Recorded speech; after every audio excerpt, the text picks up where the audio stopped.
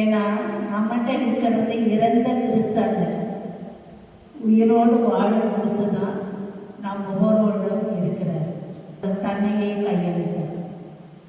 அப்போ மரியாதை சென்ற உறுப்பினர்கள் ஒவ்வொருவரும் இந்த வீர போருக்காக தங்களை நீங்களும் உட்படுத்தி கொள்ளணும். வீர போருக்காக நம்மளை சண்டைக்கு போக சொல்லுங்க. அதாவது நம்ம ஒவ்வொருடைய குடும்பங்களிலும் சமாதானம் இருக்கும். ஏன்னா இது பெண்களால் மட்டும்தான் முடியும். ஏன்னா அன்னை மரியாள் எப்படி தன்னுடைய திருமகனின்